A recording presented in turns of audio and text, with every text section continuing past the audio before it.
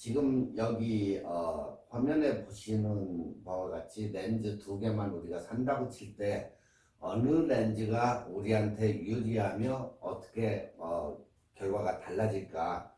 그리고 이 매크로 렌즈가 접사 사진만 촬영할 수 있을까? 그게 이제 여러분들이 이제 궁금해하시는 점이 바로 그건데, 과연 매크로 렌즈가 접사 사진만 촬영할 수 있는가, 아니면 다른 것을 어떻게 찍을 수가 있는가? 보통 우리가 마이크로 렌즈라 하면 거기다가 이제 접사 사진을 찍는다 이렇게 생각하죠. 꽃이나 아니면 뭐 동전이나 여러분들이 찍고자 하는 뭐 크로바 사진이라든가 이런 모든 걸 찍을 때는 우리가 이러한 매크로 렌즈를 가지고 이제 찍는데, 매크로 렌즈는 EF 100mm짜리가 최고다 우리가 이렇게 얘기를 해요. 그 와중에 이제 매크로 렌즈가 탑재된 35mm와 60mm 이렇게 나눠져 있는데, 거기다가 일반적으로 우리가 많이 쓰는 게 100mm짜리를 제일 많이 쓴다. 자, 그러면 렌즈 두 개만 산다고 치면 어떻게 되는지, 또 뭐 어느 거에 좋은지. 자, 여러분들이 지금 여기 보시는 바와 같이 EFS 렌즈 F2.8 마이크로 IS STM이에요. 그리고 60mm짜리는 2.8인데 USM이에요. 그리고 100mm짜리는 2.8 IS USM. 무게는 뭐 여러분들이 보시다시피 무게는 크기에 따라서 달라지니까 항상 그건 염두에 두시면 돼요.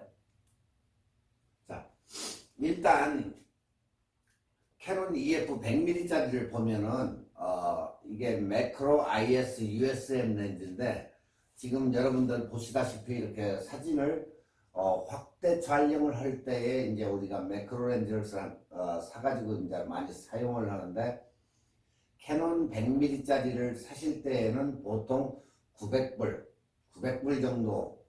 지금 이게 현재 베스트바이에서 나와 있던 가격인데, 팬데믹 이후로 해가지고 이 가격이 올랐을 수도 있다. 네. 가격은 떨어지지가 않기 때문에. 그리고 이제 다른 컴퍼니의 100mm짜리는 뭐 200불짜리도 있고, 이렇게 뭐 잘 사면은 599불, 뭐 600불에도 이렇게 살 수가 있고. 근데 렌즈 같은 경우는 가격이 변동사항이 거의 극히 없다는 거. 그리고 28mm짜리, 캐논 EOS M 전용 매크로 렌즈를 발표를 했는데, 인사이드에 여기에 LED 라이트이 내장이 돼 있다. 예. 그게 특징으로 해서 새로 캐논에서 발표를 한 시리즈예요, 이게. 자, 그럼 매크로 렌즈는 여러분이 보시다시피 카메라 초점을 피사체에 정말 이렇게 가까이 가져가면 육안으로 보기는 힘든 질감과 형태, 그러니까 질감이나 형태나 이런 거에 따라 가지고 여러분이 깜짝 놀라는 그런 경우가 있어요. 왜 그러냐, 우리가 일반적으로 이렇게 육안으로 봤을 때, 아니면 카메라 다른 렌즈로 봤을 때 보지 못하는 그 질감이나 아니면은 그 형태에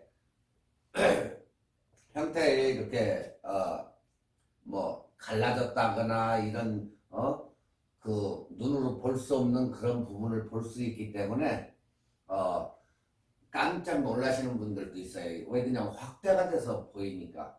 그래서 접사 촬영은 보통 우리가 눈으로 봐가지고 촬영할 수 없는, 그러니까 우리 일반 사람이 직접적으로 보는 것과 아니면 확대해서 보는 것과의 그런 디테일함이 강조가 돼가지고 새로운 세상을 우리가 엿볼 수가 있다, 이렇게 얘기를 해요. 네. 그렇기 때문에 이렇게 찍어보면 거기에 따른 새로운 맛과 즐거움을 선사하기 때문에 이 매크로 렌즈를 이용해 가지고 찍는 분들이 많아요. 그러니까 무엇을 찍느냐 그것은 여러분들의 이제 취향이시고 일단은 여기에 접해 가지고 매크로 이 사진들을 잘 찍으면 거기에 심취돼 가지고 한동안 이렇게 찍는 분들이 많기 때문에 여러분들도 시간이 된다든가 여건이 되면은 매크로 렌즈를 구입해서 이렇게 한번 찍어보는 것도 굉장히 재밌어요. 자, 접사 촬영에서 제일 먼저 우리가 해야 할 일은 사진 촬영에 필요한 렌즈를 구하는 게 일상적으로 제일 먼저 할 일이에요.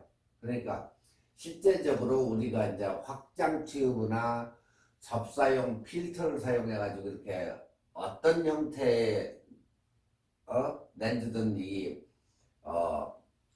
초점을 근접하게 할 수 있는 접사 그런 렌즈를 사용하는 게 훨씬 좋은 방법이다.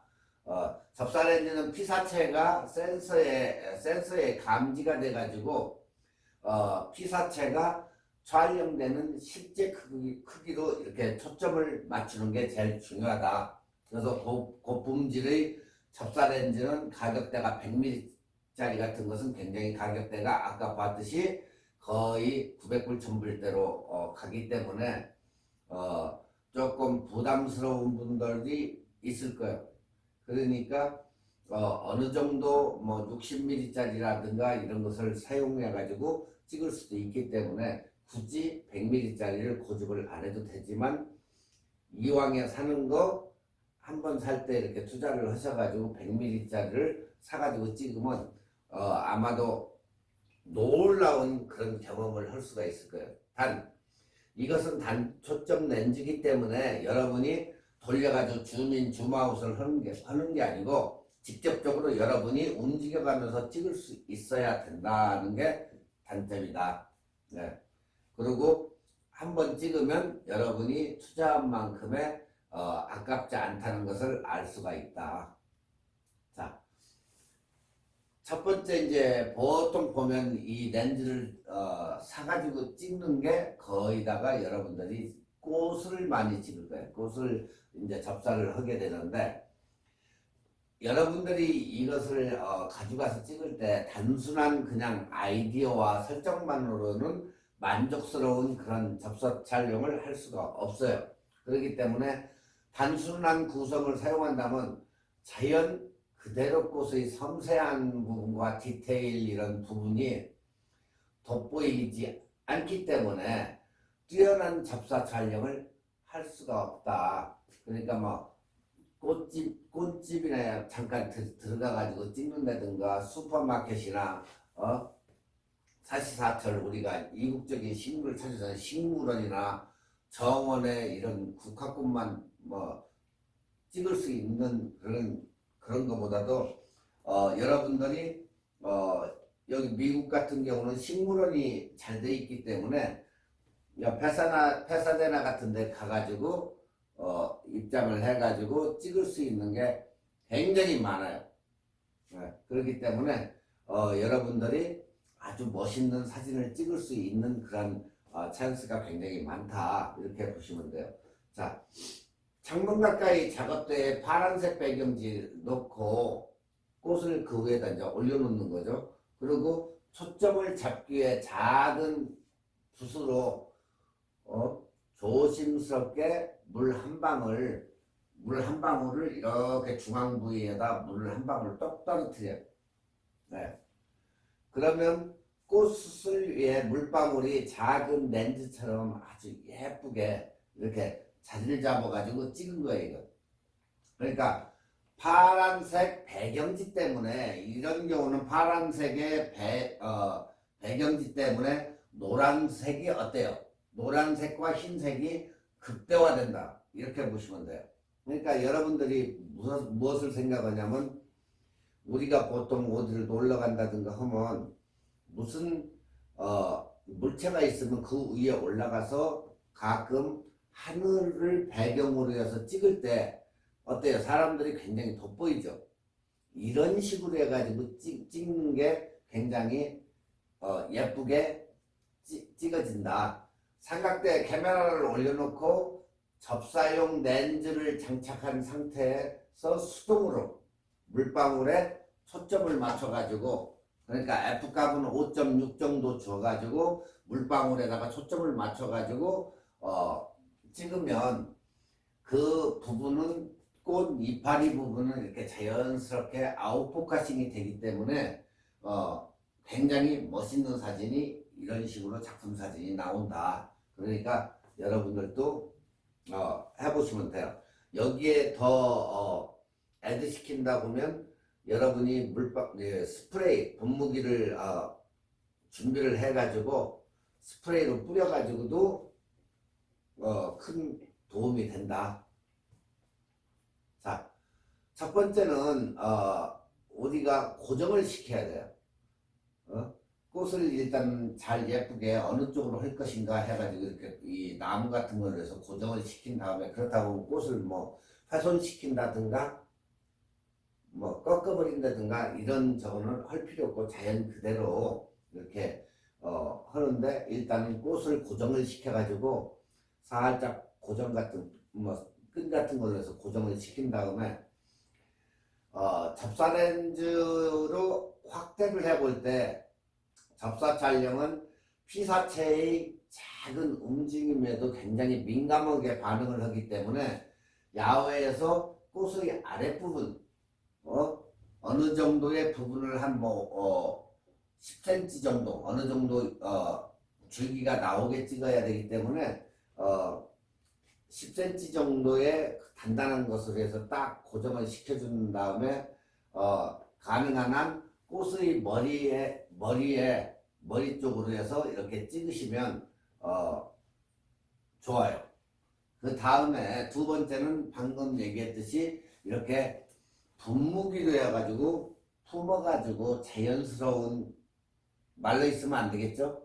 꽃에다가 분무기로 사용해가지고 이 아침 이슬처럼 이렇게 이슬려진 것처럼 한다든가 해가지고 하나의 포인트를 만들어주면 된다. 꽃사진의 디테일을 한층 더 업그레이드 할 수가 있다. 이렇게 분무기로 해서 스프레이 한 상태로 찍으면. 그러니까 이걸 갖다가 더 디테일하게 찍는다 해가지고 물을 많이 주면 어때요? 물을 많이 주면 오히려 역효과가 나기 때문에 어느 정도껏 이렇게 아침 이슬이 물이 많으면 어떻게 되겠어요? 안 되겠죠? 그렇기 때문에 물을 어느 정도 분사를 한 다음에 망치지 않게 분사해가면서 한 장 한 장 이렇게 찍어가면서 보시면 돼요. 자, 세 번째, 초점을 매크로 렌즈를 사용할 때는 초점을 수동으로 맞춰가지고 매뉴얼로 맞춰가지고 찍는데, 접사 렌즈를 장착한 카메라를 손으로 들면 AF 오로포커싱이 제어가 어려울 수 있으므로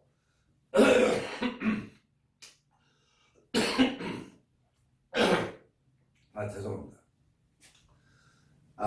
매뉴얼 포커스 모드로 바꾼 후 수동으로 초점을 맞춘다. 가장 좋은 초점을 맞추기 위해서는 카메라와 렌즈를 천천히 앞뒤로 조절을 해보면 이게 딱 어느 때인가가 좋은 그런 상태가 될 때, 그때의 선명한 사진을 원한다면 천천히 이렇게 조절을 하면서 여러 장을 찍은 후 거기에서 여러분들이 좋은 사진을 픽업을 하시면 돼요. 지금 이렇게 찍어가지고 꽃을 선인장을 찍으면 이런 식으로 해가지고 멋있는 디테일한 부분까지 우리가 이렇게 볼 수가 있다. 자, 다음에는 이제 종이 같은 것을 말아가지고 색지죠, 색지를 이렇게 말아가지고 디테일한 부분을 하면 사진을 찍었을 때 이렇게 보면은 이게 명암과 그 컬러풀한 게 굉장히 멋있게 이렇게 나오는 경우가 있어요. 이거 같은 경우는 A4 용지 레드헤드 같은 거 종이를 색지죠, 색지를 5장, 4장 뭐 이 정도로 해가지고 이런 식으로 말아가지고 찍으면 이렇게 디테일하게 컬러풀하게 하나의 작품 사진을 만들 수도 있다. 네. 저러한 경우는 찍는 것도 찍는 거지만은 이 찍었을 때 이렇게 멋있게 할 수 있는 게 곡선 배열을 우리가 이제 잘 잡아야 된다 이렇게 얘기를 하는데 이 잡기가 어려운 거지 찍는 게 어려운 게 아니에요. 그러니까 여러분들이 무엇을 어떻게 찍을 것인가 상상을 한번 해본 다음에 멋있게 이렇게 잘 해가지고 곡선 배열을 이렇게 해줘가지고 딱 한 다음에 찍어야 되는데 이게 그렇게 쉽지만 않다는 거예요. 그러니까 결국에 여러분들이 시간 투자를 해가지고 그렇다고 뭐 종이를 구겨가지고 하면 안 되겠죠. 구겨지지 않게 잘 이렇게 곡선 부분을 잘 활용을 해가지고 이렇게 하면 되고, 그렇지 않으면 여러분들이 그게 어려우면 빨래집게 같은 거 있죠. 빨래집게, 나무로 된 빨래집게 같은 게 이제 사진 전용도 있고 일반용도 있는데 일반용도 상관은 없어요. 그걸로 해가지고 집게를 물어가지고 곡선 배열을 한 다음에 찍으면 이렇게 멋있는 사진이 나온다. 네. 그 다음에 이제 프레임에 종이 모서리를 꽉 채운 후 F4 정도 조리개로 빛을 퍼지게 하고 종이 끝은 선명하게 맞춘다. 그리고 수동 초점을 이용하면 어느 부분이 선명하게 할지는 여러분이 설정을 할 수가 있어요. 그리고 이제 손전등으로 그림자를 갖다가 비춰가면서 뭐 라이팅이 있으신 분들은 뭐 상관이 없겠지만 없으면은 이런 식으로 지금 접어가지고 색상 위에다 놓고 플래시로 이렇게 LED 플래시를 이렇게 비춰가면서 하면 컨트라스트가 이렇게 강조가 될 부분 강조가 되고 아닌 부분은 좀 라이트하게 나오고 이런 식으로 해가지고 빛과 그림자를 강조를 할 수 있다. 그렇게 해가지고 이런 식으로 해서 사진을 이렇게 찍어. 뭐가 있어야 되겠죠? 삼각대가 있어야 되겠죠? 당연히. 자, 접사 렌즈에 대한 DSLR의 초보자들이 이제 오해하는 부분과 진실된 부분이 있는데, DSLR의 렌즈는 보통 광각, 표준, 그리고 망원 이렇게 조합으로 이제 이루게 되는데, 서너 개의 렌즈를 보유하거나 하려고 하는 것이 DSLR의 초보자들의 공통된 관심사다. 그래서 이런 일반적인 렌즈 조합으로 섬세한 피사체를 다 표현하지는 못한다. 그래서 우리가 이 매크로 렌즈, 즉 접사 렌즈를 갖다가 자꾸 원하게 되는 거예요. 그래서 이 매크로 렌즈는 꼭 한 개 정도는 가지고 찍어야 된다. 자, 접사 렌즈 어느 분들은 이 접사 렌즈로 찍는 게 아니고 일반 렌즈로 해서 가까이 뭐 가가지고 찍는데, 그렇게 찍을 때에는 디테일하고 섬세한 그 표현력은 없다는 거예요. 그래서 매크로 렌즈가 꼭 필요하다 그 얘기예요. 일반 렌즈로는 절대 디테일하고 섬세한 그 표현력이 없기 때문에 여러분들이 찍어도 밋밋한 사진이 나오니까 항상 매크로 렌즈 사가지고 찍어야 된다. 자, 접사 렌즈는 DSLR의 제조사별로 화각의 종류가 다양하다. 어떤 것은 캐논은 180mm, 100mm, 65mm, 그리고 50mm계의 매크로 렌즈가 있는데, 이게 굉장히 근접하게 촬영을 하다 보니까 더 이상의 화각의 렌즈는 무의미하게 느껴져서 이렇게 한정돼 가지고 만들어 놨다. 그러니까 접사 광학이 광학 기능이 탑재된 렌즈로는 멀리 있는 피사체를 가까이 당겨서 촬영하는 망원 렌즈와는 구분되는 매크로 렌즈다. 예. 망원 렌즈는 우리가 이렇게 당겨가지고 하지만 이 매크로 렌즈는 그거하고는 거리가 멀다. 그 얘기예요. 그런데 대부분 이제 DSLR 초보자들은 보통 어디에 익숙해요? 표준 렌즈에 익숙해요. 우리는 일반적으로 사진을 찍고 접사도 하는데 저희가 가가지고 당겨가지고 찍는데 거의다가 초보자들은 이걸 안 써봤기 때문에 거의다가 표준 렌즈에 익숙하다. 예.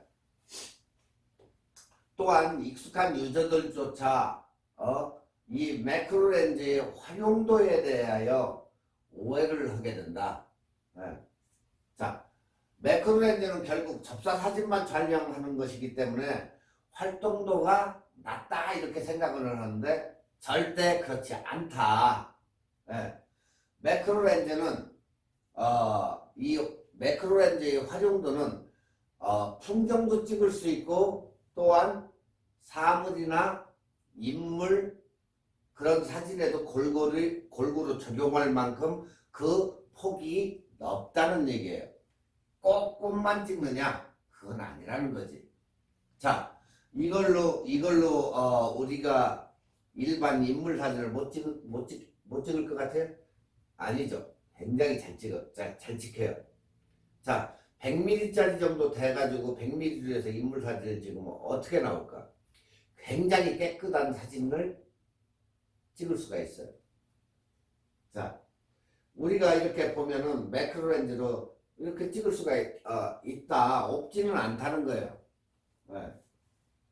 근데 보통 일반적으로 이렇게 매크로 렌즈를 가진 사람들은 그냥 100mm짜리이기 때문에 매크로 렌즈니까 인물 사진이나 경치 사진이나 이런 건 못 찍는다 이렇게 많은 사람들이 그렇게 생각하시는데 아니다. 네. 한번 찍어보세요 여러분들. 이렇게 이게 100mm 가지고 다 찍은 사진들인데 절대적으로 매크로만 사용하지 않는다. 네. 그러니까 인물 사진이나 이런 데서는 굉장히 탁월하게 나온다. 네. 그래서 매크로 렌즈도 가능하다는 얘기예요. 자, 일반 표준 렌즈에 없는 접사 광학 기능의 탑재로 근거리 피사체의 표현력이 굉장히 좋다. 예. 아주 우수하게 사진이 나온다. 예. 전 시간에도 얘기했지만 단렌즈에서 이해하셨겠지만 이 매크로 렌즈도 초점 거리가 고정이 되어 있는 렌즈다. 그래서 피사체의 거리에 따라서 촬영자가 직접적으로 가서 찍어야 되고 멀리 떨어져서 찍어야 되고 하는 그런 단점, 그런 번거로움이 있고 그렇지만 반대로 줌 렌즈는 가만히 서가지고 멀리 있는 걸 당겨서 찍고 아니면 줌 아웃 해가지고 찍고 그래서 그 차이가 있다는 얘기예요 이게. 그래서 줌 렌즈가 따라올 수 없는 밝기가 100mm짜리가 엄청 밝겠죠. 그래서 최대 개방 조리개값 같은 게 좋은 화질을 가지고 있다. 이런 점이 전문 사진작가나 이 마니아들은 고전된 화각이라는 단점에도 불구하고 매크로 계열의 렌즈를 많이 사용한다. 전문가라고 해서 안 사용하는 게 아니고 더 많이 사용한다. 그러니까 화각이 뭐 딱 고정은 돼 있지만 굉장히 사진이 클리어하고 굉장히 멋있게 나온다. 디테일하게도. 그래서 일반적인 사진들도 이렇게 찍을 수가 있다. 그러니까 못 찍는다는 그런 오해는 버려라 그 얘기예요. 그러니까 결국에는 접사 사진만 촬영이 가능하다는 그런 생각은 버리라는 얘기예요. 예. 그리고 이 렌즈는 주어진 화각에서는 인물, 풍경에도 굉장히 안성맞춤으로 잘 찍힌다. 예. 오히려 렌즈의 성능이 굉장히 선명도가 우수하기 때문에 사진의 퀄리티, 여러분들이 일반 렌즈로 찍던 그 퀄리티 버전은 매크로 렌즈의 렌즈가 성능이 우수하기 때문에 선명도나 이런 게 굉장히 퀄리티가 좋은 사진이 나온다는 거예요. 네. 그러니까 여러분들이 기존에 찍던 그런 사진이었다면 이 매크로 렌즈 100mm짜리 찍었을 때는 그 선명도가 다르기 때문에 사진의 질을 한 단계 업그레이드 시켜준다 이렇게 보시면 돼요. 네. 자, 다른 작품들은 뷰티프림이 100mm f8 L렌즈 매크로 IS USM 이용해서 이렇게 풍경 사진을 이렇게 찍고 인물 사진 이렇게 찍은 걸 보면 얼굴을 살리면서 다른 불필요한 부분은 자연스럽게 아웃포커싱이 되어 표현력이 굉장히 좋아짐을 여러분이 직접적으로 찍어보면 느낄 수가 있다 그 얘기예요. 자, 여기서 우리가 이렇게 사진을 찍다 보면 렌즈를 꼭 2개만 사야 된다. 자, 초보자는 어떤 렌즈를 사야 될까 여기서 고민이 많아요. 딱 너한테 2개만 사라 했을 때 네. 가격 대비 성능 대비 가격인데 가격 대비 성능도 또 문제예요 이게. 네. 일단 렌즈 스펙을 보는 법을 여기서 간단히 이제 설명을 해드릴게요. 18에 55mm. 네? 이것은 뭐라겠죠? 초점거리. 18에서 55mm까지 초점이 잡힌다. 그렇게 보시면 돼요. 초점거리. 자, 여기에서 이제 0에서 숫자가 낮을수록 어떻게 되죠? 관광렌즈가 되는 거죠. 관광렌즈. 위로 올라가면 올라갈수록 망원렌즈가 되죠. 그러니까 35mm, 24mm 이쪽은 관광렌즈로 들어가죠. 50mm 이 부분은 표준렌즈가 된다고 그랬죠. 그리고 위로 올라가면 갈수록 이제 망원렌즈가 되죠. 70에 200mm라든가 300mm, 500mm 위로 올라가면 이렇게 망원렌즈가 된다. 낮을수록 관광렌즈가 되고 이건 여러분이 처음 시간에 배웠기 때문에 다들 인지하고 계실 거예요. 네. 자, 우리가 이제 풀프레임으로 환산을 기준해서 보면 18에 55mm. 자, 보세요. 이 차트표를 보면 광각 구간은 35mm 이하예요. 35mm 이하. 그리고 표준 구간은 50mm에서 75mm. 여기에 85mm도 끼기는 하는데 약간의 중기가 있는 망원 렌즈도 들어간다. 85mm 인물 사진용 렌즈도. 네. 그리고 이제 그 이상 것은 다 넘어가는 것은 70mm 이상은 망원 렌즈로 분류를 한다. 그러니까 인물 렌즈 85mm 최고의 좋은 렌즈도 일단은 망원 렌즈로 들어간다는 거야. 단렌즈지만. 네. 자, 여기에서 우리가 크롬용 렌즈라고 치면은 그러니까 여러분들이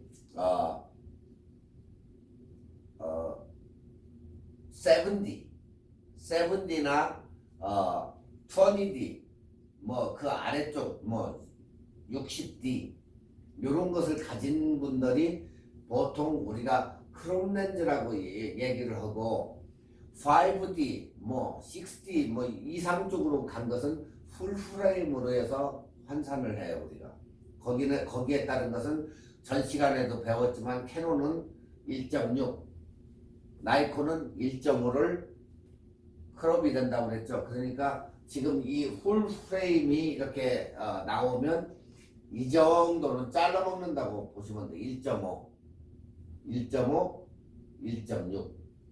거기에서 이렇게 캐논과 나이콘은 작게 먹기 때문에, 잘라 먹기 때문에 여러분이 크롭에다가 이렇게 35mm를 꼈을 때는 그게 50mm가 되는 거야. 35mm 끼면 캐논에다가. 네.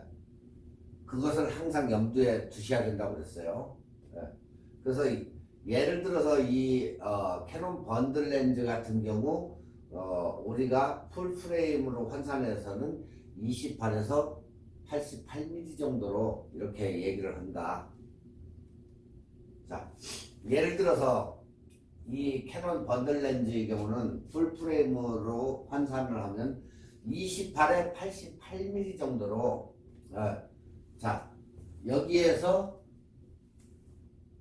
어때요? 광각기가 약간 들어가면서 표준 렌즈를 지내서 어디까지 왔어요? 망원까지 왔죠. 그러니까 18에 55mm. 18이면 굉장히 화각이 좋죠. 거기에서 55mm까지니까 약간 오버가 되죠. 그러니까 28에 88mm 이렇게 되는 거예요. 네. 그러니까 우리가 이렇게 봤을 때 표준을 중심으로 광각 조금, 망원 조금 해가지고 이 정도로 되니까 렌즈를 선호를 한다 이렇게 생각하시면 돼요. 자, 18에 55mm는 아주 좋은 렌즈인데 F 값이 4예요. 4에서 5.6까지. 네. 그러니까 최대 개방을 했을 때에 5.6까지가 조리개값이 된다는 얘기예요. 자, 숫자가 낮을수록 조리개가 더 크게 열리고 빛을 많이 받아들일 수 있으면서 아웃포커싱이 잘 된다. 뭐 하면 숫자가 낮을수록. 다시 한번 보세요. 뒤쪽은 최대 개방 조리개값이에요. 이건. 자, 숫자가 낮을수록 조리개가 더 크게 열리고 빛을 더 많이 받아들여서 뭐가 잘 된다? 아웃포커싱이 잘 된다. 그러니까 24에 뭐 70mm보다 숫자가 낮기 때문에 얘는 아웃포커싱이 더 잘 된다 이렇게 보시면 돼요. 그래서 이런 번즐 렌즈들은 18mm일 때 F4까지 열린다는 얘기다 이게. 자, 18mm일 때는 F4까지 열린다. 55mm일 때는 5.6까지 열린다. 아시겠죠? 네. 지금 아래 차트를 보면 그 5.6이 있죠. 5.6. 18mm일 때는 4.0이 되는데 55mm가 될 때에는 F값이 5.6까지 열리는 렌즈다 이 얘기예요. 지금 여기가 F4와 5.6이. 자, 여기에 차트에 보시면 4.0일 때 18mm 이 앞에 18mm가 4.0이 되고 여기 55mm는 5.6이 된다는 그 얘기다. 그러니까 18 F4 55 5.6 이런 식으로 그 얘기다. 렌즈가 그렇게 개방이 된다는 얘기예요. 자, 흔히 우리가 이제 딴 생각을 하는 게 F4부터 F5 5.6까지는 그렇게 열린다 그런 뜻이 아니에요. 그럼 왜 최대 개방 조리개 값만 적어놓고 최소 개방 조리개 값은 안 적어 놓느냐 그 이제 얘기를 해서 그러는데 그것은 중요치가 않기 때문에 그런 거지. 적지 않고 뭐 거기다가 쓰고 싶지 않아서 안 쓰는 게 아니고 별로 중요치가 않아서 최대만 이렇게 적어 놓는 것이다. 이해되시죠? 자, 예를 들어서 55mm일 때 5.6까지 열리고 F가 32까지 작아져서 조리개를 확 조였더니 이렇게 작게 만들 수는 있다. 네. 하지만 보통 F8에서 16 정도가 화질이 제일 좋고, 그러니까 8에서 16 정도가 됐을 때 조리개를 확 조였을 때가 굉장히 화질이 좋은 구간이고, 다시 그것을 갖다가 넘어가서 16 이상이 되니까 화질이 다시 떨어지더라, 이 렌즈가. 그 얘기예요. 네. 그러니까 너무 여러분들이 사진을 찍을 때 선명한 사진을 얻으려면 조리개를 조이다 보니까 확 조여가지고 찍으면 어때요? 화질이 떨어지겠죠. 그러니까 어느 정도 끝까지 조이지 말고 어느 정도 조여가지고 F8에서 F16 사이 요런 정도로 해가지고 하면 화질이 제일 좋은 구간인데, 너무 많이 확 다 줄여가지고 위까지 올라가면 화질이 떨어지더라. 네. 이거 항상 머릿속에 기억을 해놔야 돼요, 여러분들이. 그래야 나중에 완전히 쪼인다든가 아니면 뭐 당연히 풀어놓으면은 조리개를 갖다가 렌즈를 확 틀어놓으면 어때요? 거의 화질이 안 좋게 나오겠죠. 근데 반대로 너무 또 쪼여가지고 빛이 조금 들게 해놓으니까 조리개를 갖다가 굉장히 쪼이면 사진이 잘 나오지, 그 생각만 가지고 해서 확 쪼여놓으니까 그 위로 16 이상이 딱 가니까 다시 화질이 떨어지더라는 얘기예요. 그래서 항상 8에서 16 사이가 화질이 제일 좋게 잘 나오더라, 그 얘기예요. 자, 이렇게 초점거리마다 최대 개방 조리개 값이 이렇게 바뀌는 것을 이제 봤는데, 18에 55mm, F4 5.6 이런 것을 갖다가 우리가 가변 조리개라고 한다. 가변 조리개. 항상 이렇게 조리개가 값이 변한다. 그리고 모든 초점거리에 최대 개방 조리개 값이 일정한 렌즈도 있다. 네. 2사의 105mm인데 2사의 105mm F값이 4인데 고정 렌즈 조리개라고 우리가 그렇게 불러요. 네. 이건 렌즈가 일정해요. 네. 2사의 105mm. 저도 이거 하나 가지고 쓰고 있는데, 저것은 고정조리개. 아까 것은 18에 55mm 같은 경우는 렌즈를 이렇게 움직여가지고 하면은 조리개 값이 바뀐다 해가지고 우리가 가변조리개라고 하는데, 아래 것은 2사의 105mm 같은 경우는 조리개가 고정조리개라 해가지고 그렇게 변하고 이런 저희가 없어요. 그래서 2사의 105mm가 가격이 18의 55mm보다 훨씬 비싸다. 왜? 고정조리개이기 때문에. 네. 자, 렌즈를 이제 골라봐야 되는데, 만약에 2개가 아닌 1개만 있어야 된다고 할 때, 아까는 2개 했지만 이제 1개만 사라. 그럴 때 딱 정해져 있겠죠. 이제 조리개가 밝은 표준 줌렌즈. 네. 자, 풀프레임에는 2사의 70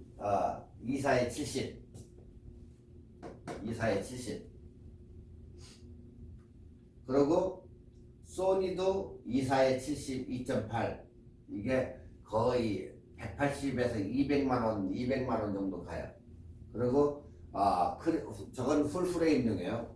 자, 이쪽으로 넘어와서 크롭바디 쓰시는 분들은 17에 55mm F2.8 100만 원 정도. 그리고 소니 같은 경우는 16에 55 2.8 이것은 120만 원, 뭐 130만 원 그 정도. 그러니까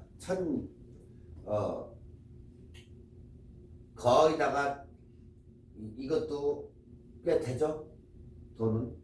그러니까 여러분이 풀프레임이냐 아니면 크롭바디냐에 따라 가지고 여기에서 이제 적었는데 보통 한 개만 사라 했을 때는 화각도 좋고 줌도 약간 들어가고 한 2, 4에 70mm를 거의 다 많이 사요. 네. 저 같은 경우도 풀프레임 크롭바디 예전에 쓸 때 2, 4에 70mm를 사가지고 써가지고 지금도 가지고 잘 써요. 네. 그렇기 때문에 여러분들은 크롭바디라면은 17에 55mm. 왜? 17에 55면 위로 올라가기 때문에 같은 거의 사이즈가 나오니까 크롭바디에는 17에 55mm가 여러분들한테는 맞다. 자, 가장 많이 쓰는 화각이지만 줌 범위가 그렇게 넓지 않고 조리개도 줌치고는 박지만은 단렌즈에 비해서는 약간은 어둡다. 그리고 조금 애매한 그런 렌즈예요 이게 결국에는. 그래서 한국에서는 이것을 갖다가 우리가 이제 계륵 렌즈라고 이렇게 부르는데 이게 조금 애매모호해요 렌즈가. 그래서 이제 계륵이다 이렇게 얘기하는데 단점은 렌즈가 많아지면 애매한 면이 있어서 쓰지를 않아요. 근데 없을 때에는 2, 4에 70mm가 무지 좋다. 네. 근데 렌즈가 여러분이 이제 가지고 있는 게 많을 때에는 잘 안 쓴다. 네. 그래서 저 같은 경우도 예전에는 그렇게 해서 잘 썼었는데 최근에 와가지고는 렌즈가 이제 많다 보니까 거기서 뽑아가지고 쓰기 때문에 거의 안 써서 빌려줄까 이제 얘기는 하지만 사실은 자기 카메라 렌즈를 이렇게 뭐 그다지 빌려주고는 않지만 그래도 뭐 빌려주고 서로 왔다 갔다 하면서 쓰면 되죠. 잘 쓰면 되니까. 네. 그 대신 렌즈가 많으면 거의 잘 안 쓰게 된다. 네. 자, 그렇다면 렌즈를 딱 두 개만 이제 골라봐요. 캐논 24에 105mm, 소니 EF 24에 105mm, 캐논 18에 135mm, 소니 18에 105mm. 자, 대표적으로 우리가 얘기하는 풀프레임은 24에 105mm 4.0 렌즈가 있고 크롭바디에는 18에 135mm가 있는데 거기에 18에 105mm 렌즈가 있다. 네. 자, 더 넓은 슈퍼 줌 렌즈라고 불리는 렌즈도 있는데 캐논 RF 시리즈 24에 240mm F4. 네. 풀프레임에는 24에 240mm나 28에 300mm 같은 렌즈. 네? 그리고 캐논 같은 경우는 EFS와 탐눈의 18에 400mm. 네.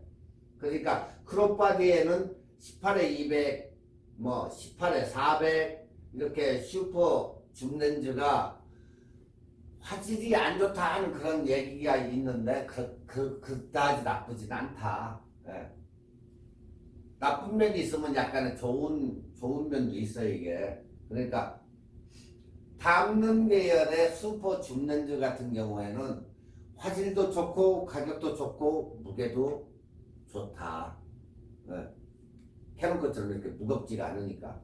그러니까 여러분들이 조금 이렇게 걱정이 되고 경제적으로 문제가 된다고 하면 탐눈 뭐 시그마도 있고 한데 탐눈도 굉장히 좋다. 네.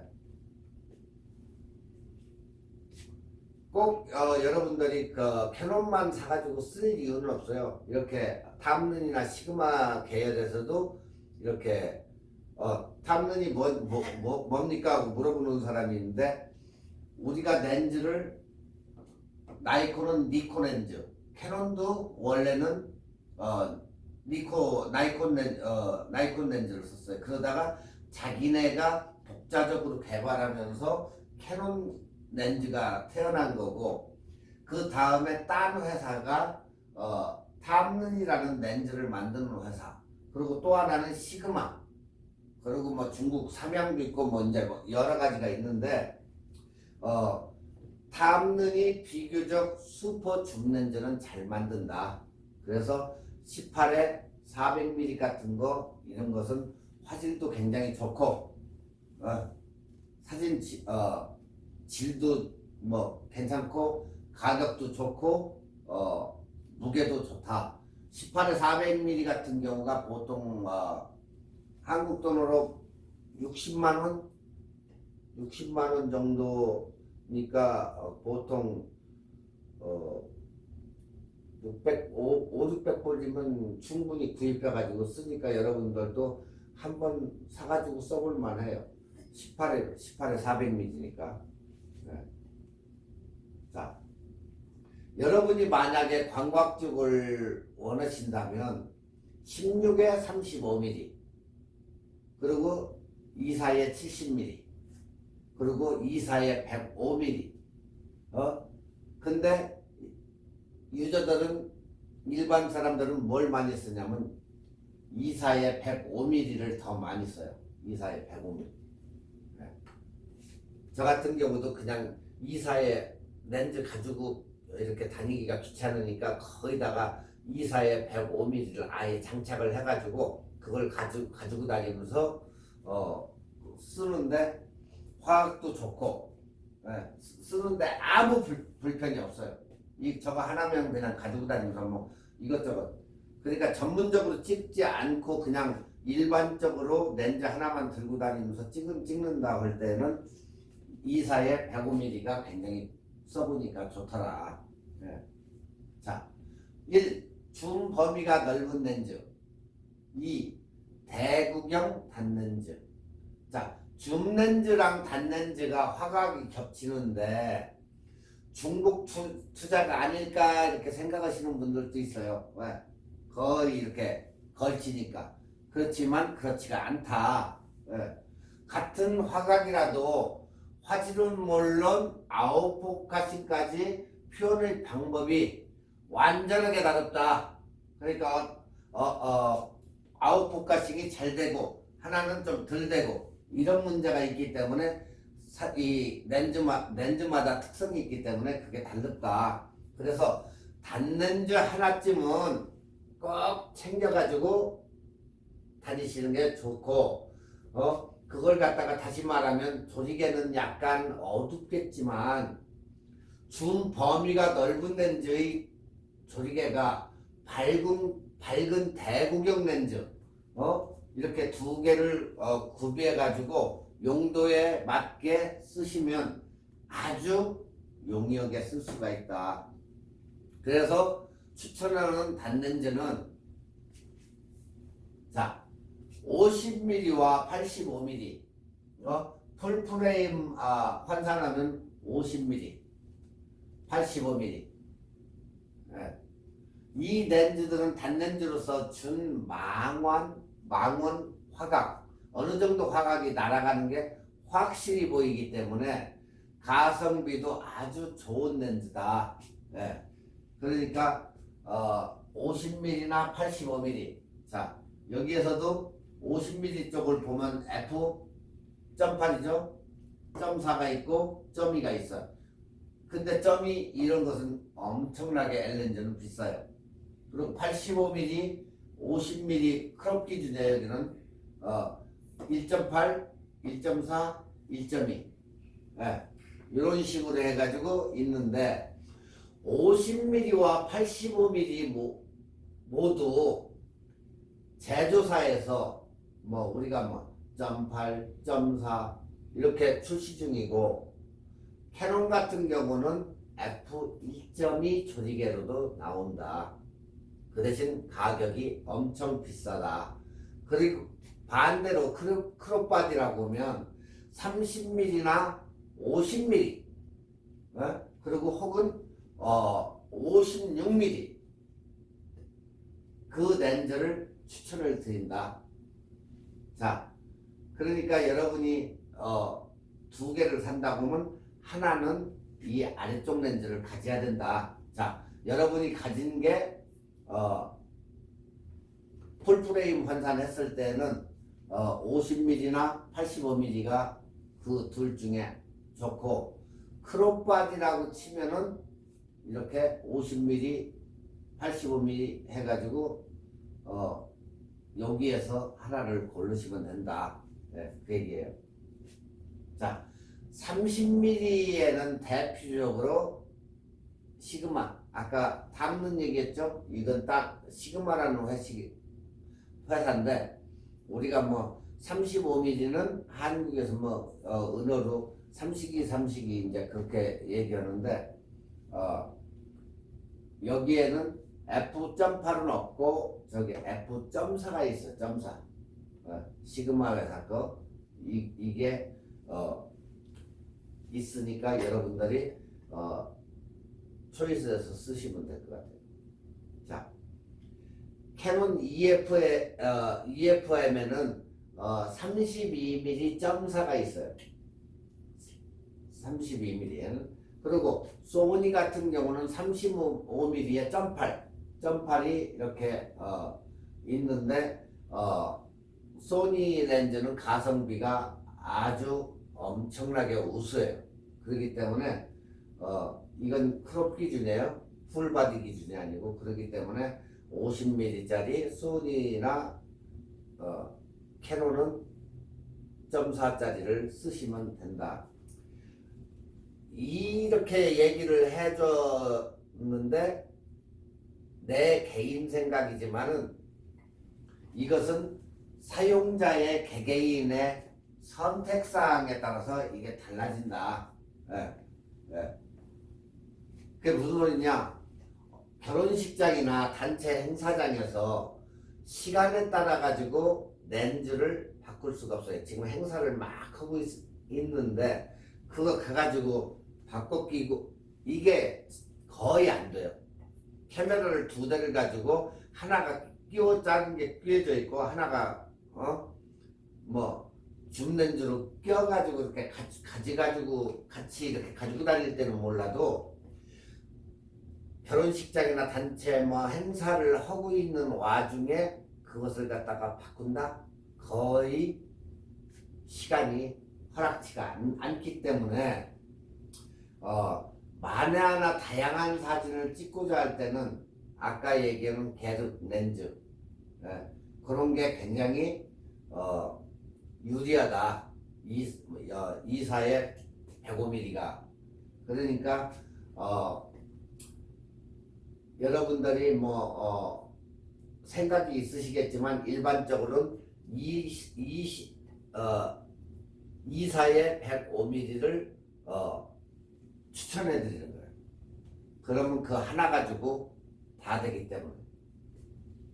자, 사진을 찍으면서 고퀄리티의 작품을 찍는다면 두 개 다 있어야 되겠죠.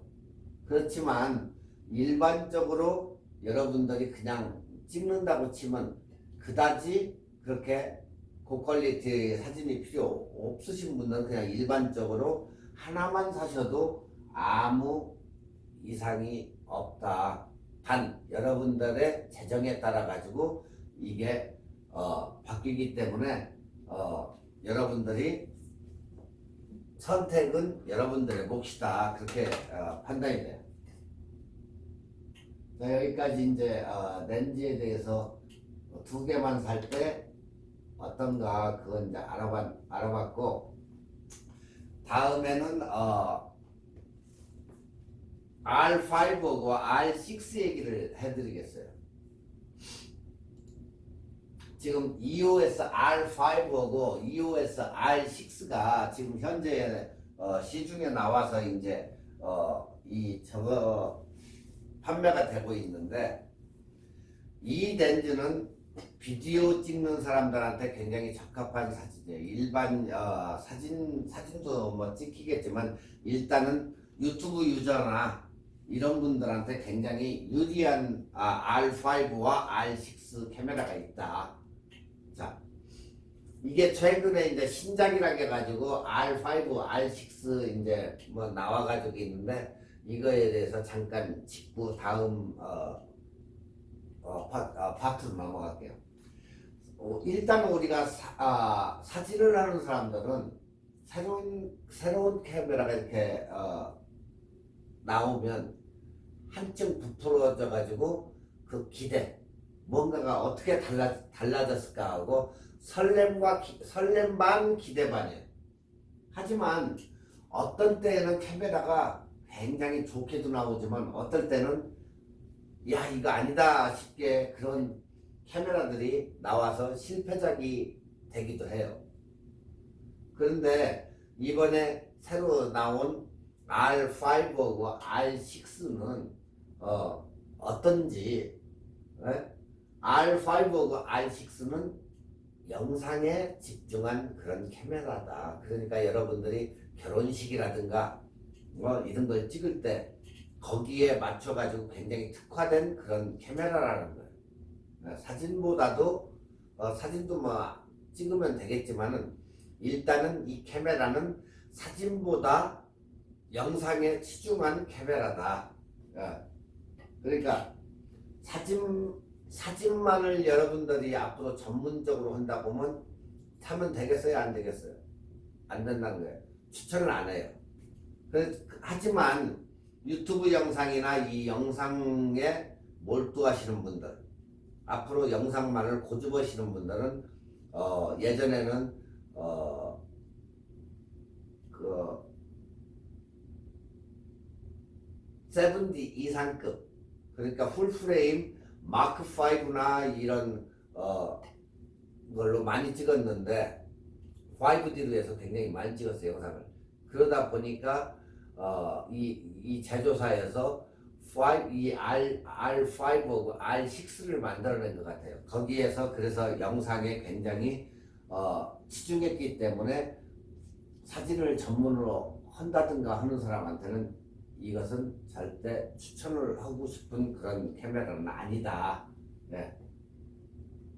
자, 일단 캐논은 1세대 풀프레임인 EOS RP라는 게 있고 EOS R이라는 게 두 가지가 이렇게 있어요. 영상 쪽은 가장 약한 캐논 미러리스 1세대. 네. 1세대 이렇게 풀프레임이 두 개가 나왔어요. 근데 이때까지만 해도 소니가 영상 쪽에는 굉장히 강자였었어요. 옛날에 뭐 소니의 717, 707 이런 걸 써보신 분들은 많이 그것을 찍어보셨을 거예요, 영상을. 그때만 해도 굉장히 소니가 강자였어요. 근데 캐논 같은 경우는 거의 영상 쪽은 거리가 멀어가지고 그냥 사진만 주로 이렇게 했었어요. 그러다가 신통치가 않았는지 언젠가부터 실외 영상 제품인 캐논이 그렇게 신경을 안 썼는데 갑자기 어느 날 갑자기 영상 쪽에 약간 치중을 해가지고 이렇게 나와요. 그래서 최근에 월간 EOS R 지면을 통해 가지고 지속적으로 이렇게 발표하면서 영상 쪽으로 스펙이 이제 발표되는 걸 우리가 이렇게 많이 봐왔어요. 한참 뜸들이다가 새로 나왔는데 그게 R5였고 그 다음에 R6가 등장을 했다. 여기서는 장사꾼 속셈이 이제 등장을 하는 거예요. 자, R5는 8K. 여기에 이제 문제가 있는 거예요.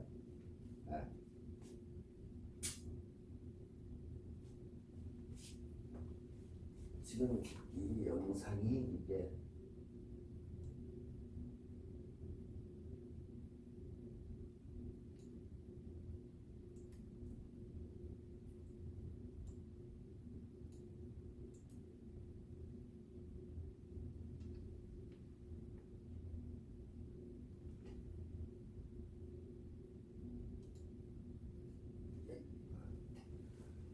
자, R5는 8K를 지원하는데 약 4,500만 화소이고 R6는 4K를 지원하는데 200만 화소.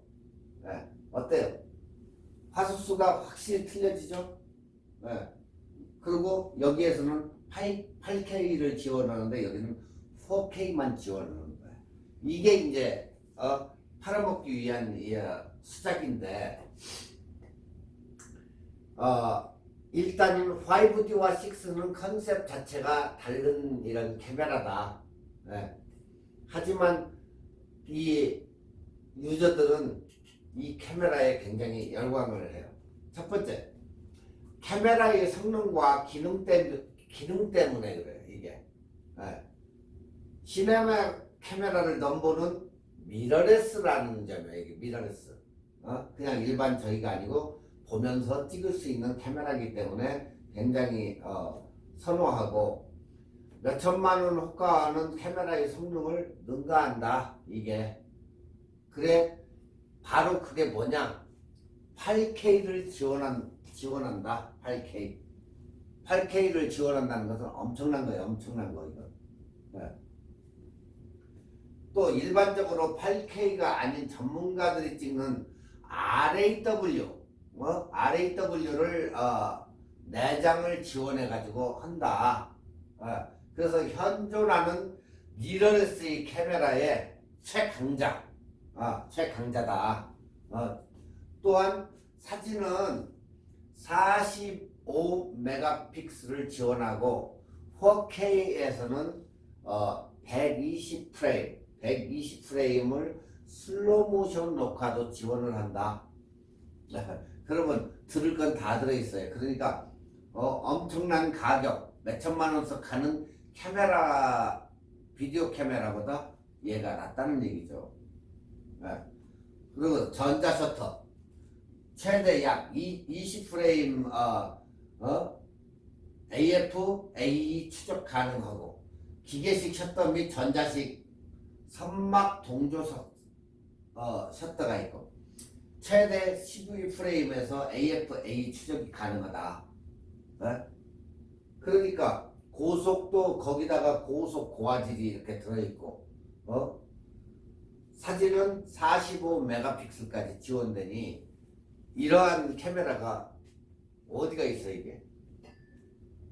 자, 여기에다가 세계 최초의 손떨림 방지 기술 IS 기능까지 업그레이드 시켰어요 얘는. 그러니까 요돌축 손떨림 방지 기술을 여기다 탑재해 놓은 거예요. 자, 그래가지고 탄생한 게 이제 R5.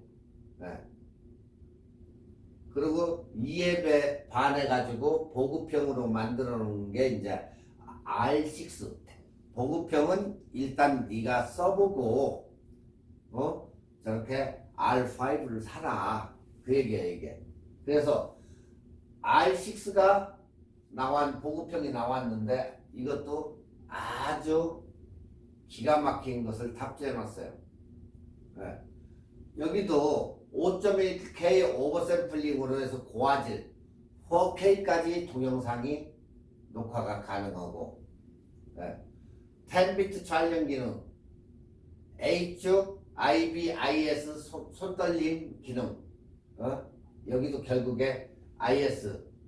그 대신 사진은 20메가픽셀. 아까하고 틀리죠? 아까는 45메가픽셀인데 그리고 여기는 고성능 연사 기능. 골프 칠 때 탁탁탁 찍히는 것처럼 연사 기능을 갖다가 여기다 또 넣어놓은 거예요. 자, 근데도 이렇게 나왔는데도 안 사요? 그렇지만 이렇게 좋은 스펙을 가졌으면서도 사진을 전문으로 하는 사람한테는 안 맞다. 단 영상을 전문으로 하는 사람은 무조건 사야 된다. 영상을 전문으로 하는 사람들은 카메라 R5가 엄청나게 좋다. 근데 R5가 너무 비싸다 생각되시는 분은 R6 보급형으로 해서 가서 사면 된다. 왜? 4K 지원을 해주기 때문에. 그리고 사진 픽셀은 낮지만은 고성능 연사 기능이 있기 때문에 굉장히 쓸모가 있다. 자, 여기에서 이제 이런 기능들을 봤을 때 현존하는 미러레스 카메라에서는 최강자로 나왔다. 예. 캐논 카메라는 필름 카메라 시대부터 DSLR 시대까지 최고의 왕좌를 군림을 했어요. 예. 그래서 거기다가 여러분들이 이렇게 카메라 가지고 다니시는 분들 이렇게 보시면 거기다가 캐논 카메라를 선호해서 많이들 가지고 다니시는 이유 또한 그거예요. 그래서 또한 이 캐논이 카메라의 모든 혁신과 발전에 혁혁한 공을 세웠다고 해도 과언은 아니에요. 예. 일단은 대중화를 이끈 이 카메라 회사가 역시 캐논이다. 예. 그래서 요즘에 와서는 1인 영상 시대의 서막을 알린 캐논 5D 마크 2 옛날 그러니까 5D를 가지고 계신 분들은 바로 영상 1세대 1인 영상 시대를 이제 뭐 한동안 방송국에서도 5D에서 영상을 찍었어요. 그 당시에 마크 2로. 네. 그래서 대중화의 실현을 구현했죠. 캐논이. 그래서 캐논은 어떻게 생각하냐? 급을 나누는 선택을 사양을 해요. 이제 카메라마다 급을 지정을 해서 옵션을 갖다가 이제 분할을 하는 거야. 너는 이거, 너는 이거 이런 식으로 해가지고 이제 자등을 둬 가지고 카메라마다 그렇게 해서 분할을 시켰던 거야. 그래서 이제 쓰는 사람들은 캐논을 버리고 그렇게 해서 하다 보니까 소니로 이제 넘어가는 거야. 왜? 옵션을 갖다 다 분할시켜가지고 카메라를 조각조각 만들어 놓다 보니까 어디로 가냐? 소니로 간다. 소니로. 그렇게 해서 캐논이 시장을 밀리다가 2020년 4월 달에 R5가 이제 나와요. 네. 왜 그러냐면 옵션 좋게 하다가 옵션을 갖다가 잘라가지고 하다 보니까 에이 차라리 저 소니 쓰는 게 낫지 해가지고 소니도 굉장히 강자예요. 근데 소니로 사람들이 가보다 보니까 영상 쪽에는 굉장히 떨어지걸라니 그러니까 캐논에서는 R5를 딱 신제품을 만들어 가지고 딱 내놨어요. 그랬더니 예상외로 유저들이 어때요? 다시 캐논으로 넘어가죠. 이때 소비자들은 R5하고 R6를 연거푸 이렇게 캐논이 가지고 나오니까 이거 완전 신무기예요. 신무기. 이렇게 신무기를 만들어 가지고 딱 발표를 하니까 소니가 가만히 있겠어요 또? 소니가 딱 자기네도 신작을 발표해버려요. 네. 뭐 유저들이야 뭐 좋지. 이쪽 저쪽에서 이렇게 나오면. 그래서 소니도 새로운 신작을 발표를 하게 된 거예요. 얘는. 그러니까 여러분도 영상에 관심이 있다. 그렇게 하시는 분들은 보급형 R6로 가던 뭐 아니면 완전체인 R5로 가던 그 두 개의 카메라가 영상 쪽에는 최강자이기 때문에 그쪽을 한번 쳐다본 적도 좋다 그 얘기예요. 자 여기서 R5에 이게 2년 전 아니죠. 그렇지. 2년 전 가격인데 2년 전에 뉴욕에 있는 B&H에서 나온 가격인데 그 당시에 R5 미러레스 디지털 카메라 해가지고 4,000불에 나왔어요. 가격이. 그리고 같이 뉴욕에 있는 아도라마 카메라에서는 거기도 가격이 똑같이 4,000불에 나왔어요. 그렇기 때문에 보시는 바와 같이 이렇게 보시면 단지 이 미러레스라는 거 그거 하나 하고 사진 기본 틀 외형은 거의 5D하고 거의 스페어다. 거의 단지 이 미러레스라는 이 모니터 요 부분만 이렇게 틀리게 만들어 놓고 거기다가 거의 똑같죠. 5D하고 이런 식으로 해가지고 간편하면서도 이렇게 쉽게 만들어 놨다. 자, 거기에 따라 가지고 이제 메모리 399불 뭐 이거저거 이제 사면은 이제 가격이 기하급수적으로 올라가는데 마이크 사야죠. 또 저기 크레인 사야죠. 이 찍는 크레인. 그러다 보니까 이 가격이 만만치가 않아요. 그래서 어떤 분들은 보급형으로 가자 해가지고 조금 아래로 떨어뜨려가지고 오는데 이것도 약 2,500불대. 카메라는 거의 R5나 R6나 똑같아요. 근데 이제 옵션에 따라 가지고 달라지고 하기 때문에 거의 이렇게 스펙을 보시면 거의 똑같은데 8K를 지원하냐 4K를 지원하냐 여기에서 틀려지는 거예요. 자, 지금까지는 우리가 이제 R 시리즈 최근에 나왔는데 어떤가 해가지고 이제 알아봤는데 여러분들이 만약에 사진보다도 영상에 뭐 유튜브를 한다든가 이런 쪽에 관심이 있어가지고 고화질 이런 쪽에 영상을 찍는 분들, 우리 학생 여러분들도 영상을 많이 하시는 분들이 있는데 그 영상을 중점적으로 하겠다 하면 R5나 보급형 R6로 가시는 게 훨씬 좋고, 나머지는 사진을 그냥 일반적으로 하시겠다면 그냥 마크 5D 마크 3 정도가 제일 무난하게 아직까지는 이상이 없다. 그렇기 때문에 영상 하시는 분들만 이쪽으로 가시면 될 것 같아요. 영상에는 이것을 따라갈 데가 없어요.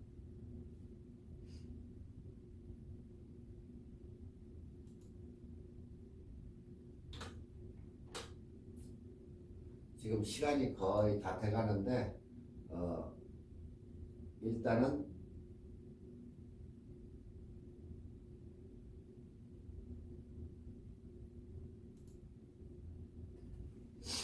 자, 여기에서는 지금 이제 간단하게 캐논에서 다용도 렌즈를 해가지고 이제 RF 35.8, 35mm 결국에 35mm인데 여기에 매크로 렌즈가 이제 추가돼가지고 이렇게 나왔어요.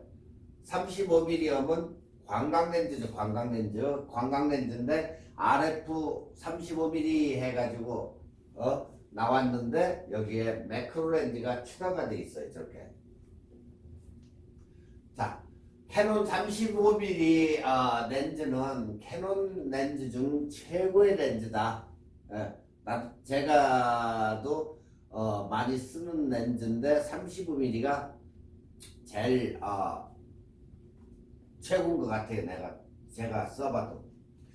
자, 2018년에 처음으로 등장해서 2019년 뭐 8월 지금 현재의 가격도 약 500불대이면서 가격 면에서도 굉장히 저렴하고 실제로 가볍기도 하고 사용하기도 좋고 거의 렌즈로서는 모든 것에 어울리는 렌즈가 바로 이 35mm 렌즈다. 사진을 찍는 사람이라면 누구나가 갖고 싶어하는 렌즈가 이 35mm다. 예. 자, 동급의 35mm 점팔은 1600불 정도가 가는 데에 비해 렌즈를 가지고 있어도 이 렌즈를 부러워한다. 예. 제가 렌즈를 써도 35mm를 가지고 써도 이 렌즈를 더 부러워한다. 왜? 여기에 내장되어 있는 매크로 기능. 그러니까 매크로 뭐라겠어요? 접사 기능이 있다겠죠? 네, 접사. 이 안에는 접사 기능이 들어있다. 네.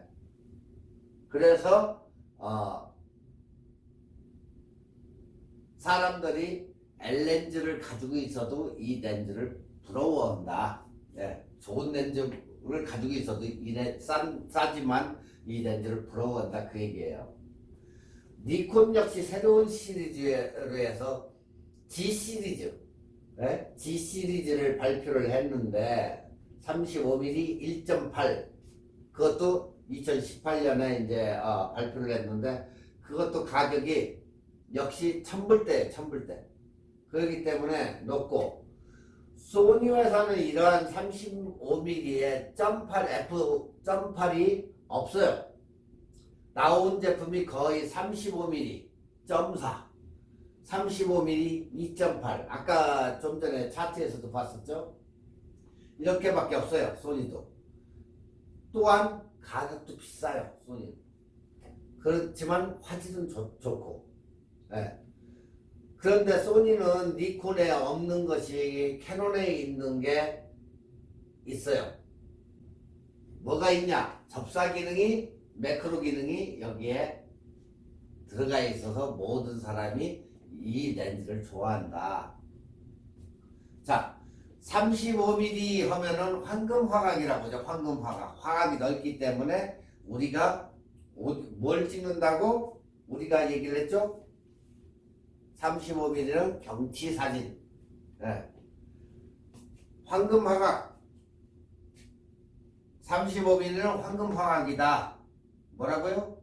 황금 화각. 화각이 엄청 좋아서 모든 것을 다 찍을 수 있다. 실내, 모든 거. 네. 거기에 플러스 뭐가 선택이 되어 있다. 매크로 기능. 네. 그래서 F1.8 선택을 해서 굉장히 렌즈도 밝아요. 그리고 작으니까 가볍고 가격 또한 저렴하다. 네. 그러면 다 들어가 있는 거예요, 여기에.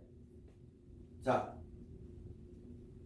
35mm의 최고의 화각을 자랑하는 35mm에다 매크로 기능까지, 접사 기능까지 있고, 0.8에 밝은 렌즈가 들어있고, 그리고 가볍고, 가격 또한 500불대니까 굉장히 저렴하고.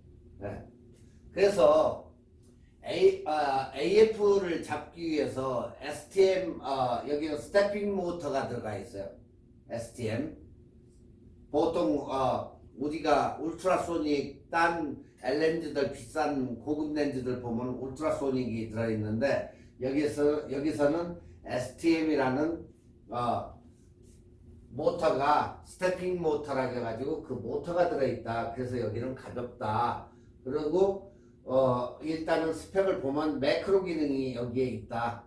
그리고 IS 기능도 손떨림 방지 기능도 있고 F값이 1.8, RF 35mm 이렇게 돼 있다.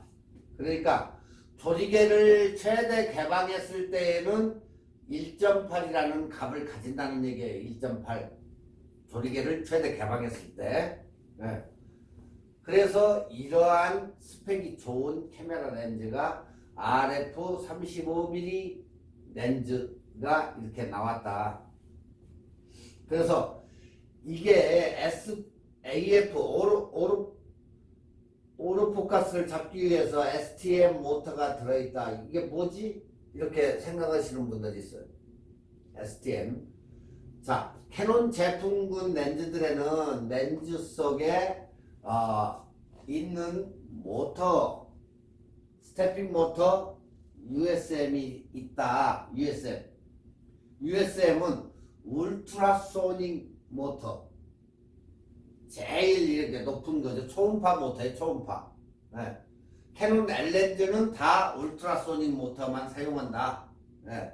그 다음이 STM 같은 경우는 그거보다 한 단계 아래 낮은, 얘는 STM 모터가 들어있어서 AF를 조금 정숙하게 잡는다. 네. 자, 렌즈군은 얘는 35mm, 얘는 렌즈군은 11개의 렌즈이고 특수 렌즈는 1개가 들어가 있다. 네. 보통 이제 수치를 잡기 위해 가지고 이제 렌즈를 많이 넣는데 이 렌즈는 줌 렌즈도 아니고 해서 특수 렌즈는 1개밖에 안 쓴 것 같아요. 보통 특수 렌즈를 많이 써가지고 L렌즈 같은 경우는 수치를 잡기 위해서 굉장히 막 이 렌즈군도 많고 특수 렌즈도 많이 들어가고요. 수치를 딱 잡아가지고 했기 때문에 굉장히 무거워요. 또 그러다 보니까 가격 또한 비싸. 근데 얘 같은 경우는 특수 렌즈는 하나, 그리고 일반 수치를 잡기 위한 렌즈는 11개의 렌즈가 들어갔다는 거예요. 11이 들어갔고 9분 렌즈다. 그런데 뭐 35mm는 앞 시간에서 많이 이렇게 설명을 해가지고 최고의 렌즈다.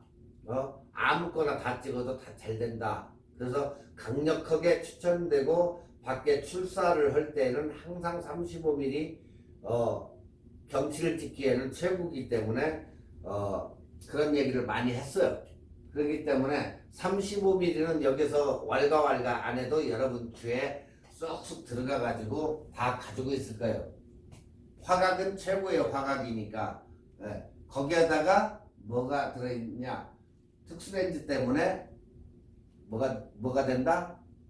접사, 매크로렌즈가 되기 때문에 접사까지 되니까 얼마나 좋겠어 이게. 그래서 이러한 렌즈가 RF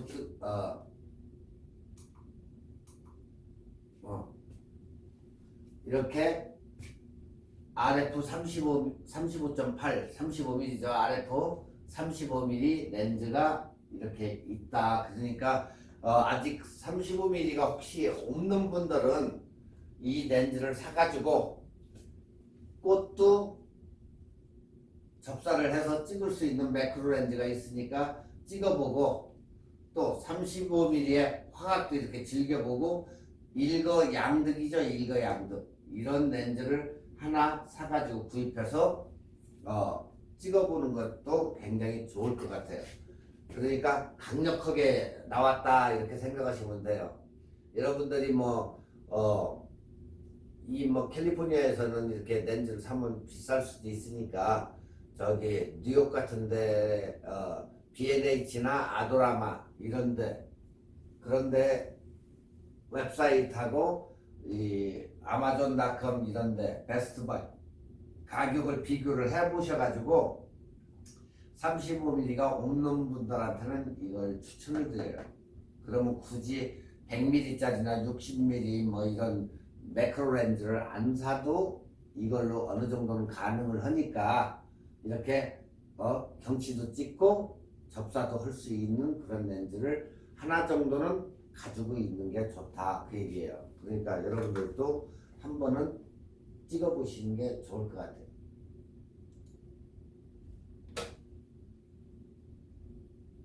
오늘 첫 시간인데 꽤 많이 나가네. 자, 패닝샷. 패닝샷으로 이제 사진 찍기인데, 패닝샷이 뭐냐? 패닝샷 하면은 예전에도 누가 물었죠. 패닝샷이 뭡니까 하고. 패닝샷은 딴 거 없어요. 그러니까 이렇게 움직이는 피사체를 갖다가 찍기 위한 몸 동작이 따라가면서 이렇게 찍는 거예요. 그러니까 결국에는 스피드한 그런 느낌을 주기 위해서 찍는 저건데 찍는 방법과 패닝샷이 뭐라는 거 그것을 여러분들한테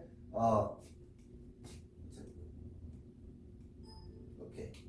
오늘은 여기까지만 할 테니까 간단하게 설명하고 다음 시간에 패닝샷을 한 번 더 설명을 해드릴게요. 자, 우리가 얘기하는 패닝샷이 무엇인가?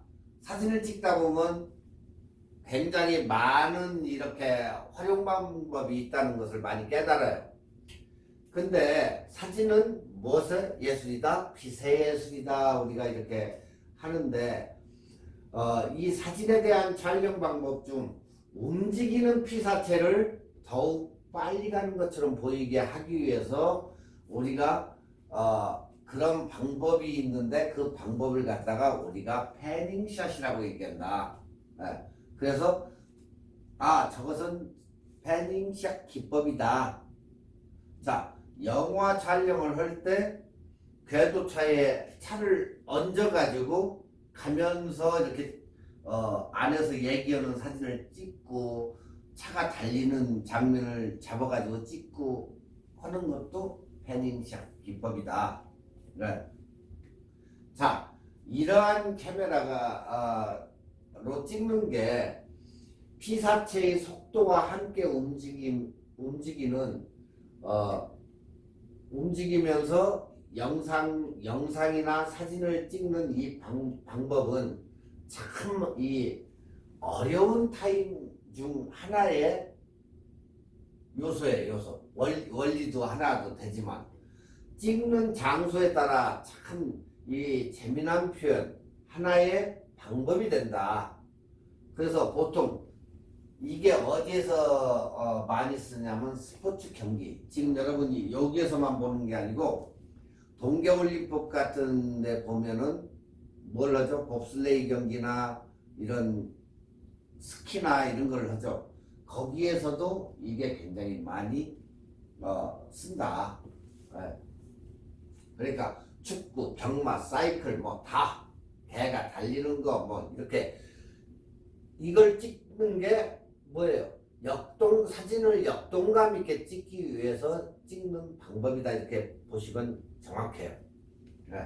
그러니까 선수들, 그러니까 빨리 달리고 있는 선수나 그 피사체를 갖다가 더욱 더 빨리 이런 것을 넣어주기 위해서 이러한 역동감이 있는 사진을 만들기 위해서 패닝샷으로 찍는다.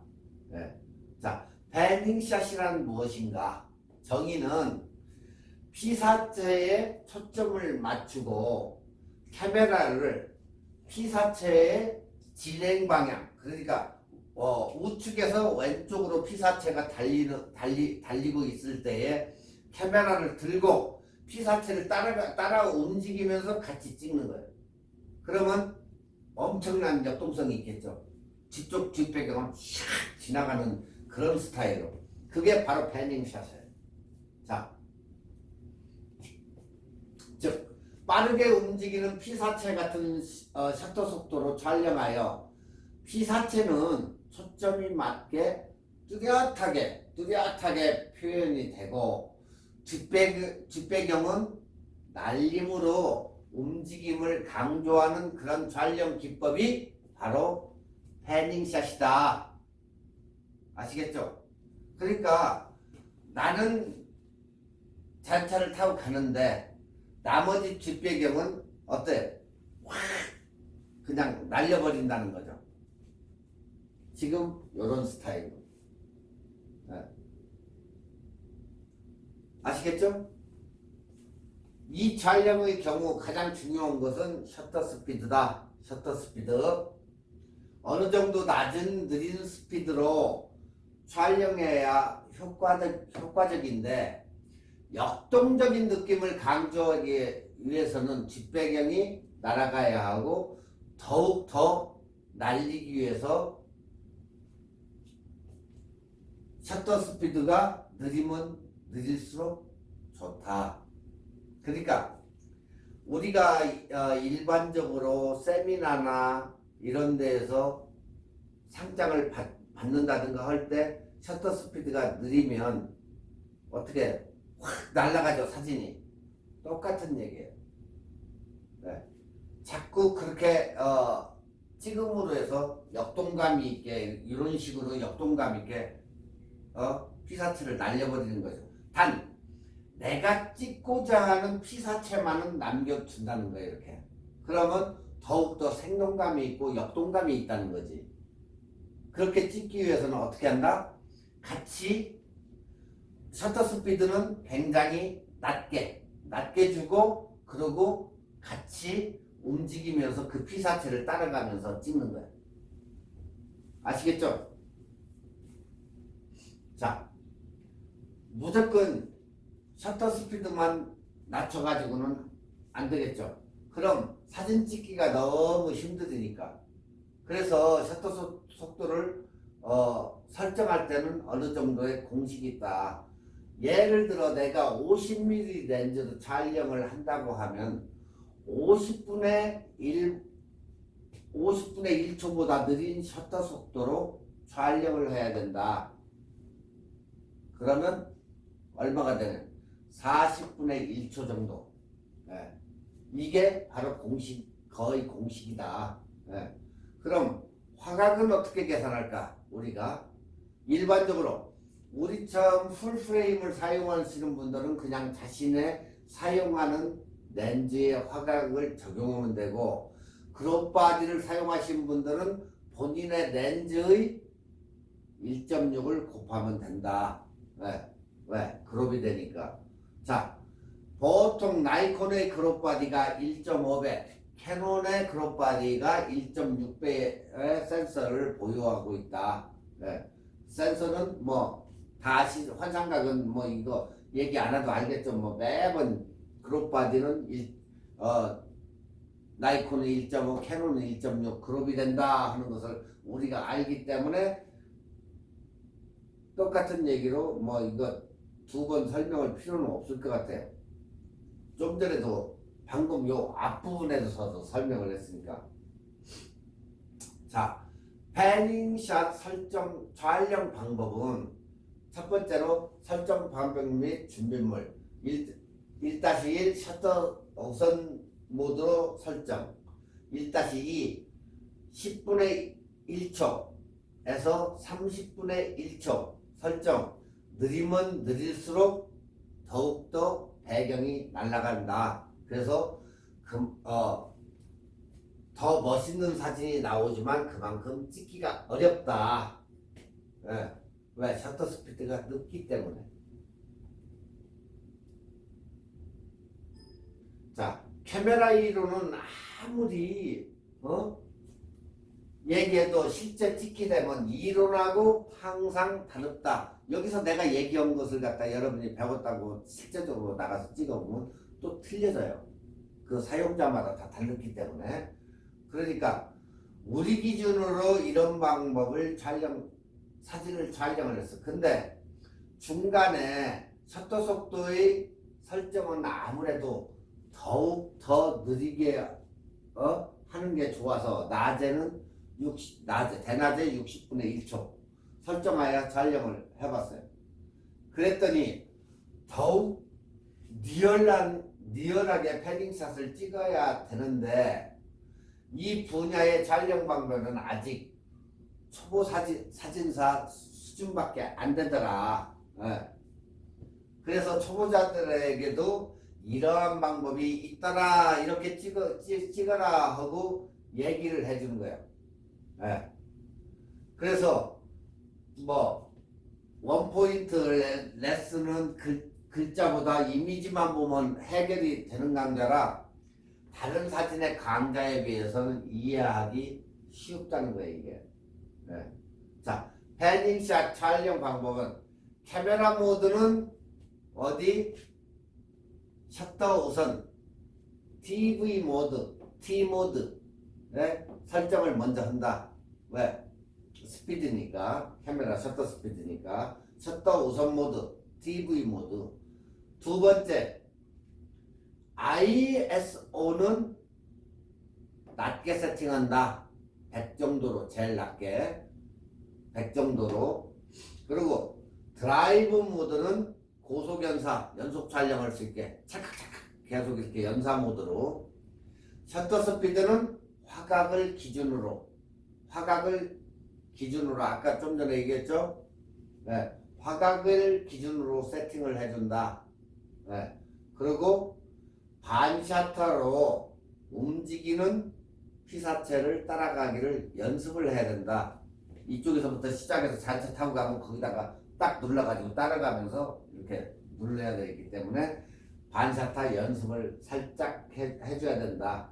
그리고 피사체를 따라다니며 연사 모드로 여러 장 차크차크 이런 식으로 여러 장을 찍어본다.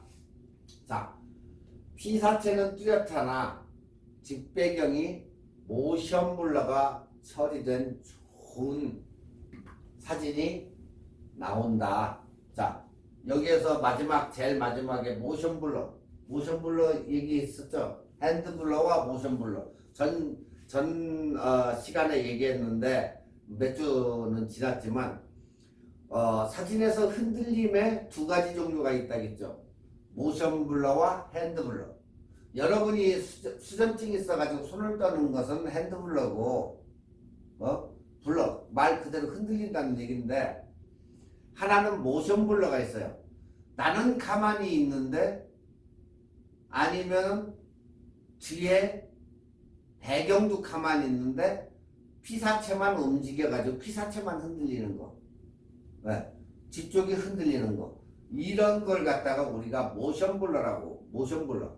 피사체가 움직이면서 흔들리는 거. 그건 모션 블러라고 하고, 우리가 손을 흔들어 가지고 떠는 것은 핸드 블러다 이렇게 얘기한다고 그랬죠.